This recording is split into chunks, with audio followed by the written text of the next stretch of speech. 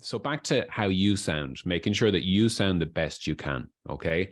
As I mentioned, you always have to sound better or at least as good as your guest, okay? So number one, always avoid your laptop microphone, because even if you have a lovely high quality laptop microphone, like I've got a MacBook Pro, top quality Apple microphone in there. The problem is that the closer you get to that microphone, so you should be nice and close to it. But what you're getting when you do that is you're putting yourself into a little echo chamber. Okay. So if you picture your laptop, the way it's shaped, okay. So I'm going to, like, as my voice goes in to that thing, it's going to sound a bit closed and a little bit warbled. Okay. So during our break or whatever, if you get a chance, just start counting to 10 from back in your chair, and then just go in and in closer into your computer, and you'll hear the sound starting to warble because you're creating a little echo chamber with the shape of the laptop, the way it's like a little angle. So even if you've got a good, and then the further back you are, so to avoid that, the more room you're picking up, okay? And you don't want to pick up the room either, okay? So that's why whatever kind of way you can connect up an external mic, do it, okay? To pick up on last week, that can be taking your Zoom or Tascam digital recorder and plugging it into your laptop and telling your laptop, this is now your mic, okay? So now you can set it up nicely and be nice and far away from close to the mic and far away from your laptop. We can plug in our USB microphones, such as our Rode NT USB or Yeti or AKG Lyra, or your iRig will probably work nicely as well, Sandra. And you have you can ignore that bit about the Mill Studio, an XLR mic setup. Okay, so where you have that little red box I showed you last week with your XLR plugged into your laptop and your XLR plugged in, or if you have a Rodecaster Pro, you can use the mics on that and just tell your computer that you're using the Rodecaster Pro as your microphone. Okay. If you're recording on Zoom, remember that Zoom does not respect your audio. Okay. Zoom does not like you or your voice. It takes your voice over to Zoom HQ and it compresses it down into some sort of strange tinny mess and it gives it back to you. Okay. Now, I'm exaggerating, but we all know what Zoom sounds like. It's got that sort of slight tinniness. It's got a sort of a compression to it that's a little bit, it doesn't represent the true audio that we the true audio. Sorry, I'm after getting a message. Yes, Sandra, we will definitely take a look at your iRig now in a second for sure. Love to see it. Zoom, when you talk into Zoom, no matter what kind of mic you have, number one, it's traveling across the internet, so it's liable to any kind of dips in sound or Wi-Fi connectivity or latency or anything like that. Okay. Secondly, Zoom downgrade it, process the hell out of it, and give it back to you. So it's not the best sound you can achieve when it comes to particularly your own voice, okay?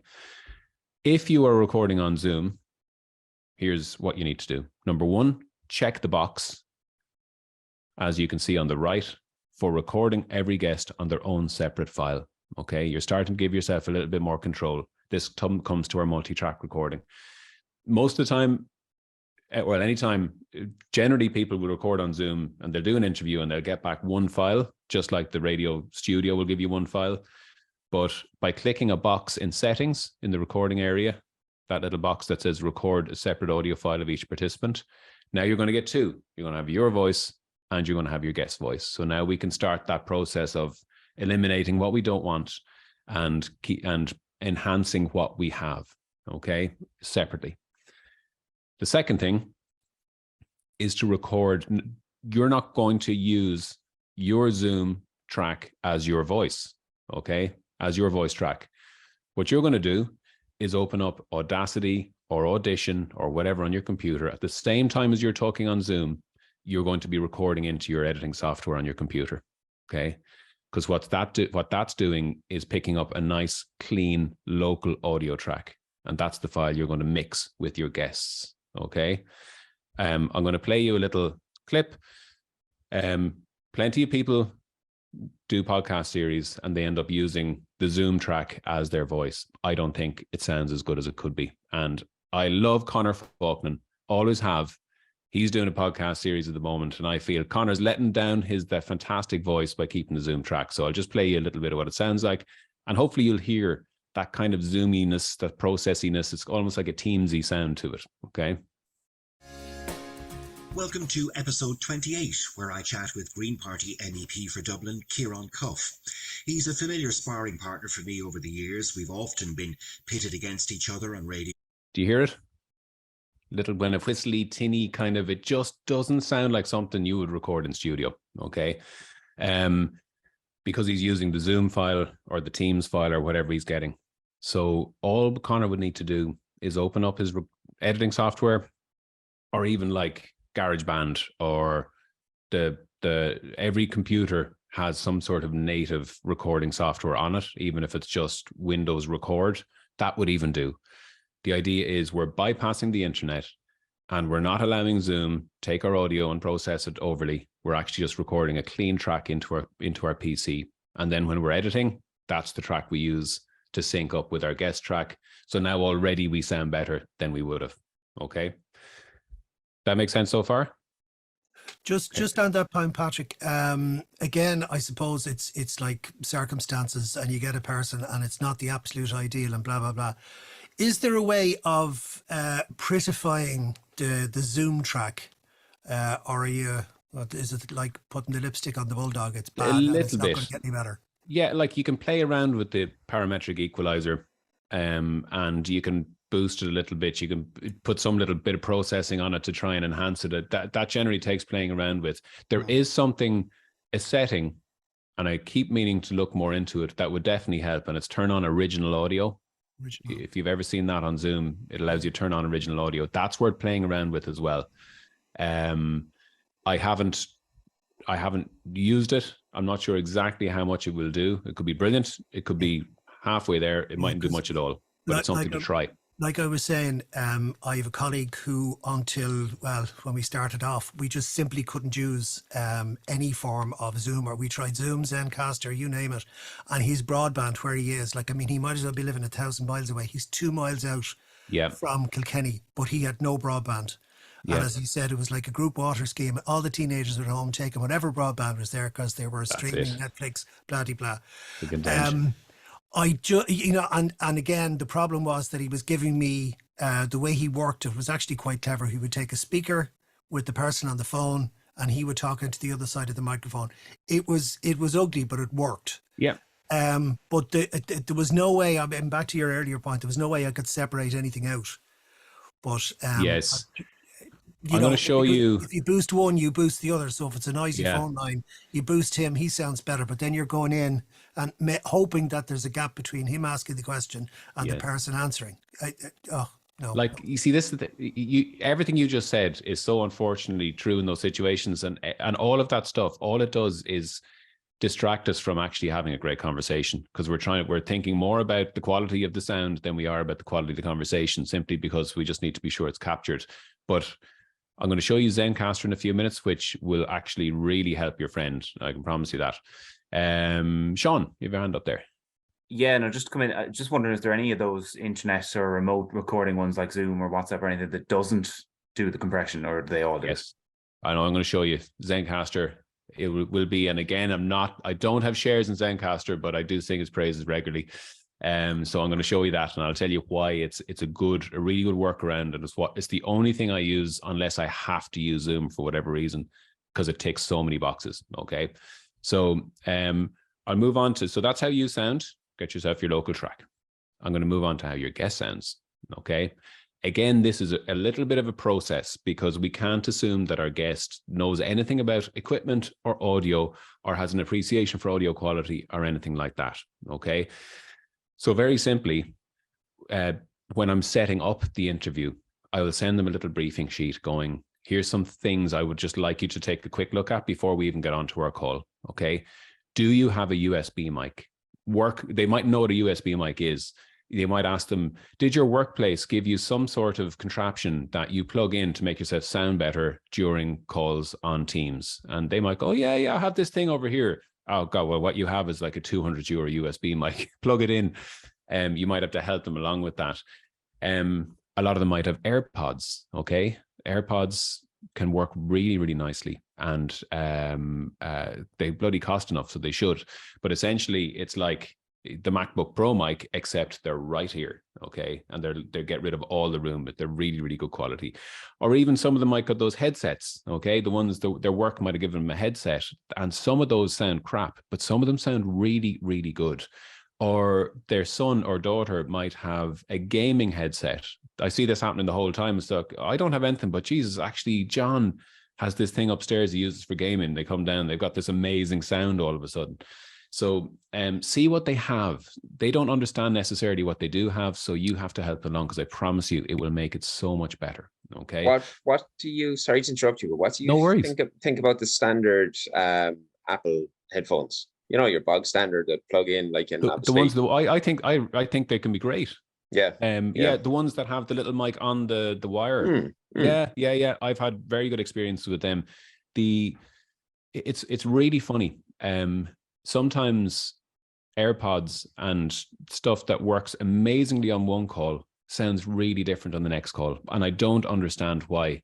So there is always, you know, if when it comes to a guest asking you how much time you're going to need from them, always build in a nice 10 minutes at the start to where you can go through some of these steps, okay? Get them to plug in a couple of different things they might have, see how they sound different to the other, because that gives you time to go, you had AirPods and I thought it was going to sound great, but it doesn't. Actually, your laptop mic sounds the best. But those ones on the line there, I think do you have that there? Is that one that you have? Yeah. I've found them really good. The only thing that I've seen, we had Jim Sheridan, the director. If you've ever interviewed Jim or seen him interviewed, like, he's just all over the place. Like, he's amazing, but he's going like this. And he's like, so we had him on a set of those, and he was plugged in. And of course, he was going around like this, and he was like, Mario, and it was just hitting off his shirt thing the whole time. So but generally speaking, what I find when I'm using these, if I'm in an environment like I'm at home today, I generally put these on over, and it'll sort of give you that sort of noise cancellation sort of thing. You had the best of both worlds when you're doing this, you know. Yes, good. You see that, and that's what it's about. It's taking all the bits, and so you understand that well. It's helping your guest get to that point as well, and it's worth the time. It really, really is worth the time. You know, when you get to that point, and the 0.5 here has worked for me so well on so many occasions. Okay, so even if you have them on a good mic, you know, but particularly if you really just can't get them to that sound, ask them to take out their phone and open up voice record, or every phone has some sort of native dictaphone on it, basically, and do your interview on Zoom or whatever, but ask them to record themselves at the same time. Keep it there. And while they're chatting to you on Zoom, they're recording a lovely clean voice track into their phone, which they will send you. So in the same way as you recorded locally into Audacity, so you have that lovely clean track, you're getting the same quality of track for them. So even though you're communicating on Zoom, you're not actually going to use any of the audio that Zoom gives you, because you're picking up better quality either side. That will add a tiny bit more to your edit, but it's going to make your sound. Sorry, Martin, yeah? No, I was just going to say, I had that early experience with somebody on the phone, and it was a bit of a Jim Sheridan effect. Oh yeah. He's the particular guy is a performer. So he was talking about this, and the hand with the phone in it was wandering in and out. So we just gave up at a certain point, and I said, okay, I'll work with it. And then when I was putting it out, I said, look, here we are. We all know what's going on here. We don't have studio quality, blah, blah, blah. But people said, yeah, that sounds exactly like he is, because he'll look around and he'll talk and he'll go off and he'll throw his hands back. So it worked that way, but it could drive people absolutely insane. Yeah. Can I just ask where 0.4 has gone? I have no idea. Okay, that's fine. I thought there was a big reveal coming. No, because I did exactly that the other day. Yeah, I haven't a clue. I haven't a clue. I must have taken it out because it wasn't important. I'm always slimming. I'm always a ruthless editor on myself, but I rarely rearrange the numbers so they actually are in sequence. So well picked up. The other thing, when you are asking someone to record the thing, it is crucial, unless you want the biggest editing headache in the world, it's crucial that they plug headphones into their laptop, so that basically all the phone is picking up is their voice, instead of their voice plus you asking questions and it's coming at the laptop. If they don't have headphones plugged in, they're going to hear everything coming out. It's going to pick up everything coming out the speakers of the laptop, including your voice, if that makes sense. So again, you're giving yourself way more of an edit than necessary. Okay. So now what we've done is looked at picking up, capturing your sound locally, and ideally capturing your guest sounds locally and then mashing them together, much cleaner than Zoom would give you. Okay. But a little bit more of an edit, but that comes really, really quickly in terms of experience, genuinely. Any questions on this bit before I move on? Is it making sense? Okay. And I promise you already we have enhanced the quality of our remote recording and got it closer to studio sound. Briefly, you can have the best mics in the world, the best sort of, ideas around how to capture stuff in the world, everything like that. However, the space you or your guest is recording in sounds terrible. It sounds like you're in a massive big cave. Okay. So very little science to this. And I think you might have mentioned this on the phone when we talked after last week, Sean, where you record a lot of your voice tracks with the duvet over your head, under the bed, in the hot press or whatever. It's about as scientific as that, but it really works. Okay. So basically, a room with as many absorbent materials as possible. The more cluttered and packed up the room, the better the sound is going to be. Curtains, carpets, bookshelves, tablecloths, all of this starts to replicate what we have in our studios. Okay. It's the difference between, we don't need soundproofing. We don't need a soundproof space like a radio studio. We just need an acoustically treated space. Okay. We treat the acoustics to get them a little bit better. Okay. Avoid rooms with high ceilings, glass panels, and really hard surface tables and, cupboards and all that kind of stuff, because they all reflect sound. Okay. It's just reflecting everywhere, bouncing everywhere. And that's what gives us that reverb, that really kind of big boomy noise. Like we talked last week, some microphones like the one I'm using now can be quite forgiving for that. So if I'm nice and close to it, it's going to cut out an awful lot of that stuff, but other mics won't. Or you might be recording a guest in that room, or they're in that room and they're just not great with the mic etiquette. They're going back and they're going all over the place. Okay. So where possible, just try and get them into a better room, but it won't always be possible. That's okay. We're only trying degrees bit by bit to get it to perfection. Just watch out for outside noise like cars, the seagulls, alarms, the kind of stuff that we don't hear anymore. But as soon as you listen to a recording with those sounds, it's all too obvious. And one of the big offenders actually that, I find time and time again in the work I'm doing is air conditioning units in meeting rooms. They are incredibly loud, incredibly. We don't hear them. Our brains just forget about them after a couple of seconds, but they are incredibly loud. So if you're recording there or if your guest is recording, just see if you can sort of see what are the sounds that are really going to take away from the quality of this recording. Okay. Here's your bit, Sean. Cushions, pillows, duvets, either over your head or beside your laptop, around your laptop. You're just trying to kind of put stuff that absorbs sound and won't reflect it. I always try and say, picture your voice like a tennis ball. And if I threw a tennis ball at that surface, would it bounce back or would it just hit and go to the ground? And it's the surfaces that get the tennis ball to hit the ground and not go anywhere after are the ones we're looking for as much as possible, Just on that, I was in IKEA last week, and as usual, trying to keep my head down and not look left and not look right.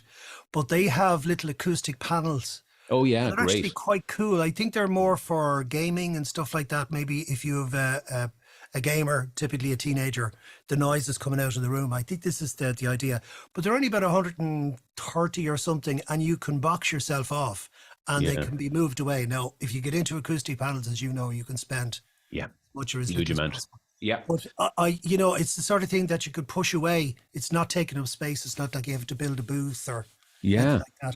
And I didn't know they did them, so just have a look. Yeah, that's a great tip. So IKEA, they're telling you they have everything. And it's just about seeing whether it's the panels or your jacket or whatever, just throw it all around the place, create absorbance. And then one of the things that I see time, and you guys may never ever be guilty of this because you understand mic technique, but what I see with people who don't all the time is that they're all set up, lovely room, and they have their notes to the side, and they keep like looking over here or reading over here, and they don't understand the need to sort of stay there. Okay, so again, I don't think it's as relevant on this call, but for your guest, it will be something that we just need to remind people of. Okay, because again, all of the hard work we've done so far, as you can see, lots of little bits. You don't want to lose it because your guest won't stick the mic in front of their face and keep it there. Okay. And it was funny, I don't know if you know, well, the guys from Beat will know well, GIY, Grow HQ across the road there. So GIY, for those of you who don't know, it's the Grow It Yourself movement, Mick Kelly. And I was doing a podcast series for them last year. And we were like, I went out to do the recce setup at the start, like, where will we record this thing? And they've got like amazing greenhouses. They've got a really slick cafe. They've got like cool offices upstairs. They've got polytunnels. Like, it makes so much sense for us to record in the place that really underpins your brand and what you do. But they all sounded terrible for various different reasons, car sound, high ceilings or whatever. So we ended up in the very glamorous store cupboard in GIY, where we found by far the best audio quality in the entire complex, surrounded by bottles of cleaner and folders and all sorts of stuff. Just because it was a cluttered mess, it made really nice sounds. There's between the Shure mics there and being in that kind of small boothy sort of a feel, we managed to get like much better sound than anywhere else. And the thing is, you can always stage the photo somewhere else. You can set up the stuff, set up the equipment in the greenhouse or the polytunnel and take some photos. I was just going to say that. Yeah. 2 award-winning radio programs, but 2 years ago, were recorded in the hot press. Oh, is that right? Yeah, I'm not giving names away, but one of the people I interviewed in another context, and she told me where she was recording it. Of course, while we were setting it up, I said, God, that sounds fantastic. Oh, great mic.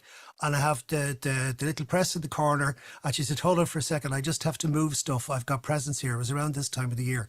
So everything went in there, and it had the added value that she said, you can't go over there. That's where Mammy works. Oh, so yeah, nice. It doubled, but the quality was excellent. And she sent me a picture of it, and it was a heavy, like a throw. Sometimes you'd see them, they're craft things or whatever, and some people mount them on walls. She had the two doors which opened out, and she found a way of draping it over, so it was kind of like over, like an old dark room around the world. But the quality was excellent. But good mic, almost no noise, and picked her time because she has children and stuff like that. Yeah, that's it. No, for good point, Martin. And that's the thing. Everything is improvable. It's just a case of thinking about improving it and taking the time to improve it. And it doesn't take an awful lot of time, but it does really shine through on the quality of your sound. And you can see this is all just layers. Let's just build it, follow the process bit by bit. And you won't follow the process. You won't get there every time. You won't get there half the time to the full extent. But if you can do one of these things, it will help. And ultimately, we just want a consistency of decent sound. Doesn't have to be perfect all the time. So, everything I said just there about recording locally into your computer, getting your guests to the iPhone and all that kind of stuff, forget about all that, okay? So apologies, I've wasted your time, because Zencastr does it all for you, okay? In the easiest possible way that you could imagine. But anyway, it's not a waste of time. It's really important that we understand the principles of local recording, of direct recording, and why that's important, okay? Because we're not always going to be able to use something like Zencastr. But basically, Zencastr is a program that came along and said, God, all these people are using Zoom and Teams. And at the same time, if they're good, they're getting their guests to record locally. They're getting recording themselves locally and going through all that. Why don't we just blend those two things together and make it easy for them? So essentially, they created a platform that works just like Zoom, except instead of the audio traveling over the internet over to Zoom and it comes back to the host, it turns both of your laptops into recording devices without you having to do anything, records the sound locally, and gives you those tracks. It gives you the locally recorded tracks instead of the sort of like what Zoom would do, process tracks. Okay. So let me just show you. I'll show you what it looks like. Sorry, I need to get out of that. Okay, so I'm going to jump in here. So it's free, by the way. Okay, so you can set up a free account and do tons of recording. I've been using this for like two and a half years and haven't paid a penny. Can everyone see Zencastr popping up my screen there? Okay. There's lots of little features that sort of, you know, they get you to pay for and all that kind of stuff, but you don't always need it. So this is what it looks like. I've got all my kind of previous recordings sort of there. I'm going to go up to new, and it's given me a choice. These are all new features, which I'm not sure how they work yet because they're very new. Room, episode, or a show. So all I use for the moment is episode. I want to create a new episode of a podcast. Okay. So it's going to ask me, do I want to record an episode or upload a recording? Okay. Because like with a lot of platforms at the moment, what they're doing is that they have basically little robot run studios as part of their offering. And if you upload audio that you're not sure, you think it could sound better, you can upload the stuff and press a button. And for X amount of euro, they will treat the audio for you, get the levels right, remove background noise, enhance the EQ. So many programs are doing this right now. I might have mentioned, did I mention Buzzsprout last week has this magic mastering thing as part of it? So like Buzzsprout, for $6 a month, you can apply magic mastering. So anything you upload and publish goes through the robot studio and it makes it sound better. It's becoming a real feature. So Zencastr have just introduced this recently. So I'm going to record my episode, and it gives me three options there. I can either record audio and video, record audio and just show video, or record audio and no video. That you might pick, I generally record everything I can, whether it's video or audio. Okay. But if the broadband is really, really shocking, you might just decide to go with audio only. Okay. So we'll call this Learning Waves is going to be my episode title. And I'm going to go to create. Oh, I have one of those. So I'm going to go to Learning Waves 2. And I'm going to go create. So now it's just creating a little room for me. That's me. So you can see it's a little bit like Zoom already. Okay. I want to invite Sean in to be my guest. So I'm going to go up to this little invite button up the top. And I can either just put Sean's name in an email and send it out, or I can just copy my invite link down here again, like you can with Zoom, and put it into an email to Sean going, hey, Sean, this is the link, see you at 12 or whatever. When Sean clicks that link, it just appears on the screen. Again, just like Zoom. He'll appear beside me on the screen, and then I'm going to start recording our audio. So I just start that recording button up there. And what I love about this is you can see the little line under me. It's like a little audio waveform. So what this is good for doing is visually showing me if my levels are okay. Okay, so is there if I was way too loud, let me see if I can just go, if I go right up, you can see, look, way too much. Or if my guest is like really low, it's not going to register at all. So as well as hearing whether you're picking up enough sound, it's actually showing you, which I think is really nice. And it also, which I love, if you click that little button, it tells you what mic your guest is using, okay?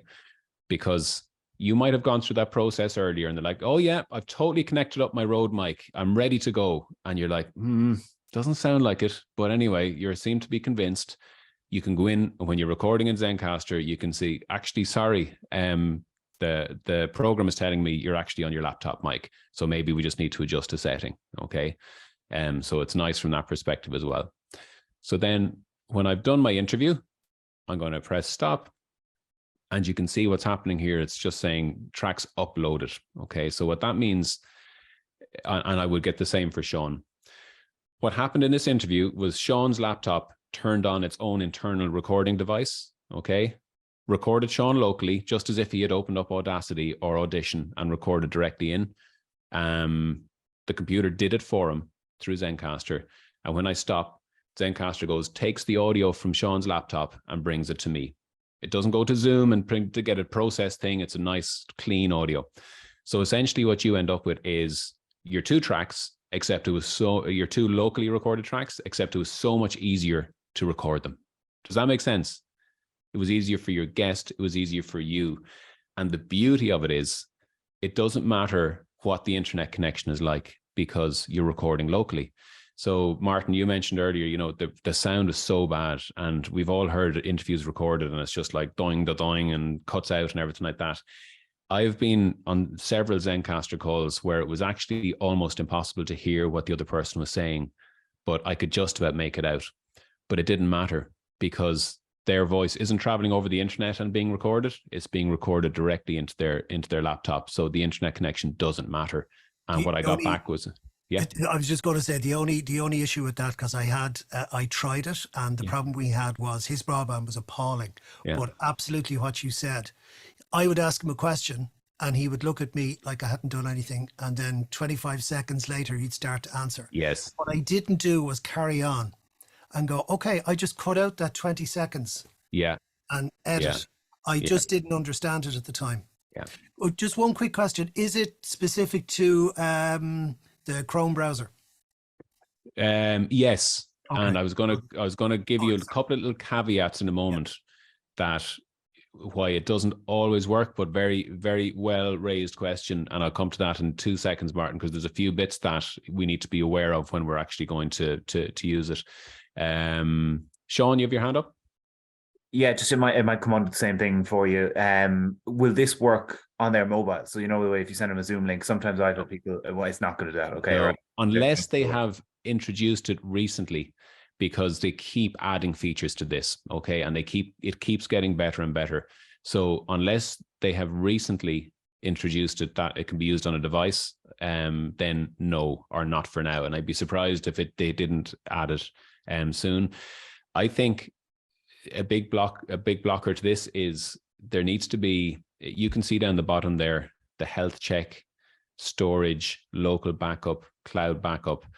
Basically, because they're using your computer to record, there needs to be a certain amount of memory, processing power, space to take the audio. And I'd say using a phone is a whole different ballgame. And probably most of us don't have as much space on our phones as we would on our laptop. So that might be the big blocker. But I'd be surprised if they weren't certainly investing in a workaround as we speak. But it's one of the other sort of caveats. Yeah. Sean. Sorry, I just want to clarify one thing. I wasn't sure if you said. You said that it'll record both the files locally, which is super. Does that mean then that when you're mixing it, you're mixing via a mix? You don't have them on one string pattern. You're talking about separate recordings with separate audios. That's it. So if you can see there, Patrick, and then there's the MP3 and MOV. So I'm going to just go, I can click that literally, and it's downloaded. Do you see that downloaded there? I would do the same for my guest. So I'm going to have 2 MP3 files, one with just my voice, one with just theirs. And so I still have the power to do, not only is it clean local audio, but it's separate tracks as well. So I have full power to make it sound as good as possible. And the thing is, it's so easy to use. You know, before Zencaster, you'd be like hoping your guest has some sort of tech savvy so that you could get them to record locally and all that kind of stuff. Half the time it worked, half the time it didn't. This time they just click a link and it's done for them, which is what I think is quite clever. Killian. Well, sorry, mine is not just really a question. I'm just being pulled to video something up here for work, so I'll just be gone for around 10 minutes max, if that's okay. No bother. We're going to take a break in a few minutes anyway, so good time. Can pull me back in anyway if I miss it. Yeah, no bother. Thanks. Sorry about that. I'll be back as quick as I can. Good man. Cheers. Okay, so let me just pull up a little pros and cons. So play for current slide. Okay. Actually, I'm going to shut that down because it's taken up all my processing power. Okay. Now, okay, so just a couple of things to consider. Zoom versus Zencaster. With Zoom, universally used and understood. Okay, we can all use Zoom. We all know it. We can turn it on so that we can record on 2 separate tracks, even though they're still going to be Zoom tracks. It's still like really good to have that. And it's compatible on all devices. Okay. To your point, Sean. Cons: audio quality not as good. It's downgraded. And am I right that to get beyond the 40 minutes of free, we still need to have a pro account? Yeah. So, between your sort of setting up in the initial stages, getting your guests set up in the right way, and the fact that podcasts go longer, 40 minutes is kind of like really limiting us. So now you're talking a couple £100 a year or whatever it is at the moment. Presenters should not use the Zoom track. We've gone through that. Zencaster. The pros: it records each audio and video locally. Each voice is recorded on a separate track, and it's free. Okay, you can have like 5 or 6 guests, record for 20 hours if you're Joe Rogan, and you're going to pay nothing unless you start using some of the additional features like getting it to produce your track for you and enhance the levels and all that kind of stuff. You're not going to pay a penny, which is great. Cons: to your point, Martin, it needs to be opened with Chrome or Edge. It's not compatible with Firefox or with Safari or anything like that. Don't know why, but sometimes this can limit your guests just mightn't like Google. They mightn't understand how to get Chrome, whatever it might be. But in fairness, a lot of places have Microsoft stuff. Just to that point, both need to be on Chrome or both need to be on Edge. Yeah. Okay. Yeah. It just doesn't work with those browsers for some reason. It's not compatible with phones or tablets, certainly not yet, unless they've changed that recently. And this can be a little bit of a biggie as well. Some company firewalls don't like it. Okay, it'll block it. And I think it's because I recorded my interview with Sean, and then Sean was technically recording on his own laptop. Zencaster went in to get it and to take it out. And I think a company firewall might go, whoa, nobody's taking information from our little ecosystem here, so you were shutting you down. So you might find that your guest can't use it or whatever, in which case you can simply switch to Zoom, okay? And just sort of try and do some of your other workarounds then, okay? But well worth playing around with. So between you having a good mic, between getting your guest on a good mic, then being in a good place to record, proper mic technique, and a platform like Zencaster, we've really given ourselves as many of the tools as we need to get to the point where we have the best audio quality we can have on a remote recording scenario, and not these horrible Teams conversations that are called podcasts. They aren't necessary. Sometimes, yes, you're just not going to get it half the way you want to get it. But by applying this process to every single remote option, you're going to consistently lift the quality of your overall series and your overall recordings in a way that you mightn't otherwise. Sean? Yeah, just with Zencaster, can you use it for a group conversation? Yes, you can. You can. So you can have even several if they're going guests in different places, yeah, if they were on 4 laptops, that's all fine. Exactly. So you'll set up one room, you'll get that link, and you'll send it out to everyone you want on that panel conversation, and they'll all come in and join. And it used to be, it's like this part of the, like it used to be a little bit glitchy that if somebody came in and they left again, it just sort of caused a glitch and all that. But all of this has been ironed out. It's getting better and better all the time. And sorry, yes. So so yes, you can. And Sean, I just see your question there. Yes, Riverside FM is an alternative. So they're very much neck and neck in terms of this market. And Riverside are genius when it comes to AdWords or Google AdWords, because if you go in and type in Zencaster in Google, there's a very good chance that the first thing you see is Riverside, because they're just like, they use that, they tell Google just to direct people. They must pay quite a lot. But so Riverside is this very similar program. Video and audio recorded locally and given to you to enhance the quality. There might be another one. I think Squadcast might be one as well, but I haven't heard it talked about in quite some time. So maybe I think with the Riverside, one of their biggest selling points is that they offer like the real key sort of attractive features at a lesser price than Zencaster. So sorry, I say that I missed you there, Sean. What did you say? Sorry, I said I think one of like the largest selling points of Riverside is that they offer sort of the key features that are like premium paid features at a cheaper price than what Zencaster do. Okay, very good. Yeah. And am I right? Like a lot of that stuff is kind of, a lot of that stuff I think goes into the I think for both of them, a lot of the the more premium offerings are around video, and they'll produce video without watermarks, and you know, yeah, you and can apply your own it's getting branding. into that sort of situation where you can live stream onto the likes of YouTube and all that sort of stuff to be able to get your content out there for that sort of stuff. Like, yeah, and that's the thing, and it's like with the equipment. I'm just a big fan of not paying for something I don't need. So, you know, see what you need and see, can you do it for free or cheap using for a basic piece of equipment or a basic platform. And as you develop and as your series grows, and if you want to add video elements and, like you say, live streaming elements, then we start to pay for it. But don't go out and buy all the top of everything, the best of everything, and the premium products, unless you need it, because what happens is, you know, you won't make a lot of money from podcasting, at least for a while. And you don't want to start getting sort of bitter about the fact that you're putting all this money into something and you're not getting anything back. So at least you're going to put a lot of time into it, but at least if you're not putting a lot of money into it, you mightn't get bitter and angry about what it's not giving back to you. So it's a nice, it's good to sort of build up slowly. It's certainly what I did anyway, and it's kind of worked. So we're at any other quick questions on this side of stuff before we wrap up and take a quick break? Happy enough with everything? Okay, brilliant. I'll tell you what, we'll come back. We'll take a 10-minute break if that's okay. We'll come back at 20 to 12. And can I ask, before we go on a break, actually, does anyone here have sort of camera or video recording capabilities within their studios in work? Like, do you have cameras in your, I know News Talk does, Sean. Anyone else have? We got cameras installed in the studio all right now. They're not up and running yet, but they're there to get the ball rolling with them. All Brilliant. right. Yeah, very good. Okay. Because I do, and I'm going to touch a little bit on sort of video as a way to market your audio, and it won't necessarily be geared towards in-house recording. I'm going to assume that there's a certain amount of capability there. It's more when we're looking at outside locations and the different options. And I also look at sort of, does anyone use audiogram software like Headliner or anything like that?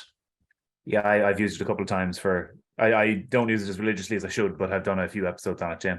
Okay, very good. Anyone else? We use it for our socials. But sorry. For each other. Yes. Sorry, Nicole, you go first. Yeah, we used it for socials before, so we have this like little promos for talk shows, and then lovely. we use Headliners to put it on our social media. Okay, brilliant. Yeah, and Sandra, the same with yourself? So I've used it in Tip FM, but not to great capacity. Basically, the social media manager in Tip FM is a presenter who did one course in social media. So the social media wasn't quite, like strikingly amazing or anything. Gotcha. Okay, very good. Live 95, we haven't used it, but I'm trying to convince some of its merits. Okay, very good. This is one of my many brigades that I bring in with me when I give it to work. Telling you, you're some woman.